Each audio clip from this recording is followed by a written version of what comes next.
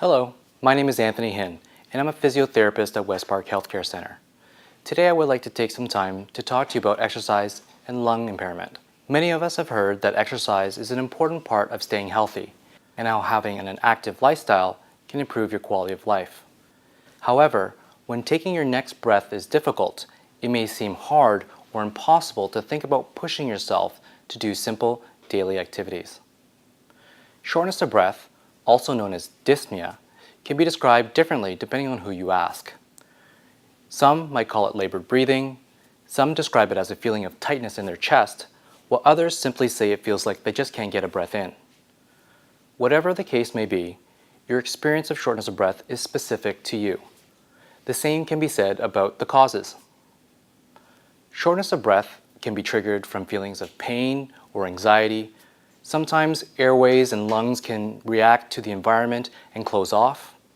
For others, they become breathless from muscle weakness, and for a portion of people with lung disease, it may be caused by a drop in the amount of oxygen that they can get in and what is available inside their bodies.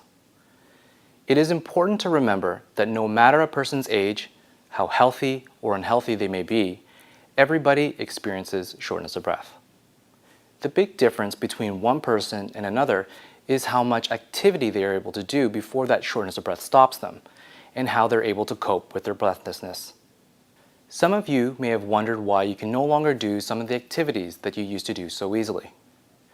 One of the ways to explain this is something we call the spiral of deconditioning. When you are short of breath, you may avoid certain activities because they feel too hard or difficult. Because you avoid doing them, your muscles tend to get weaker and become less efficient.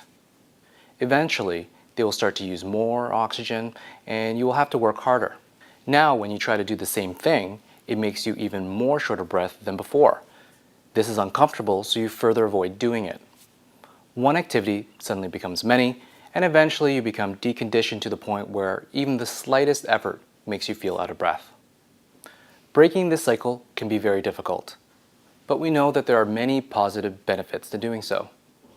Once our lungs are damaged, we cannot reverse it. However, what we can do is to exercise to make the rest of our body as strong as possible. To make these changes in our body, we need to challenge it. We call this the overload principle. This means that the activity or exercise should be harder than what we would normally do day to day. To increase strength, our muscles must work gradually against a greater load or weight. For our endurance to improve, muscles must work for longer periods of time. Our bodies will then be able to change and overcome new tasks. It is helpful to keep this in mind whenever you're starting a new exercise program or progressing it. We also use something called the FITT principle to help guide us in creating a workout routine. The F stands for frequency, and this is the number of times per week that you would do the exercise for. For cardiovascular exercises such as walking, biking, or swimming, it is recommended to do them at least 3 times per week. With resistance exercises, like lifting weights, a minimum of twice a week is needed to achieve and maintain its benefits. Keeping up with the frequency of exercise can be tricky as we balance both scheduled and unscheduled events in our lives. The I stands for intensity, or how hard you're working to do that exercise. The way that you will see this described depends on what type of exercise you're doing. On a treadmill, it may be how high the incline is, whereas on a bike, it could be how fast you're pedaling or how much tension you're dialing in. For resistance programs, this could mean how much weight you lift or what color resistance band you have to use. The first T stands for time. In exercises like walking, this can mean how many minutes at a go for short intervals or the length of time for those longer walks. A common goal is to accumulate 30 minutes or more. When you are doing a strength training program, time represents how many repetitions that you perform each exercise and also how many sets that you do. Finally, the second T stands for type. This refers to the kind of exercise that you'll be doing. It could be a stretching program, lifting weights, doing some breathing exercises, walking on a treadmill, or even participating in an aquafit class. Now that you have an understanding on how exercise programs are described, it is important for you to capture how hard you are working while doing them. There are several different ways to measure this. A widely used way is to take your pulse and compare it to something called a training range. Your training range helps us to figure out if the exercise is challenging enough to change your body's fitness level. As you work harder and harder, your heart rate should increase. One of the methods to calculate this training range is to take 220 and minus your age in years. From this, you will get something called your predicted maximum heart rate. This just means that for someone your age, the fastest that your heart will beat at any given time will be this heart rate. Your training range then takes this heart rate and multiplies it by 60% and 85%. The numbers that you get would then represent the bottom end and the top end of your training range. Unfortunately, using our heart rate doesn't always give us an accurate picture of how intense we are working. Things like different diseases or medical conditions, stress, sleep, and medication can affect it in different ways and make it unreliable. If this is the case, you can also give a number to how intense you are working using a scale called the rate of perceived exertion. The numbers on the scale help to describe how easy or difficult you find an activity. 1 may represent how you feel sitting on a chair, while a 10 might be how you feel at the end of an exercise stress test or running up a steep hill. Lastly, we can use a similar scale to describe how intense your shortness of breath is. We call it the shortness of breath scale. It goes from not feeling short of breath at all to feeling that your shortness of breath is at a maximal level. This scale is commonly used amongst patients with lung disease. One thing that you may find when you first start to use the scale is describing exactly how short of breath you are. But don't worry, over time and with practice, it does get easier. Learning to use this scale is important not only to describe how short of breath you feel when you are well, but also when you are not. For instance, if you're normally only slightly short of breath when walking up the stairs, but then it suddenly becomes heavy, it may be a sign to go visit your doctor. For many people, it is recommended to work at an intensity that is moderate to somewhat heavy. But everyone is different. Even people with the same lung disease can vary quite a bit. It may be necessary to ask your healthcare professional what the correct training intensity is for you. At the end of the day, we must make sure that during each exercise session, we work harder than what we would do during our normal tasks.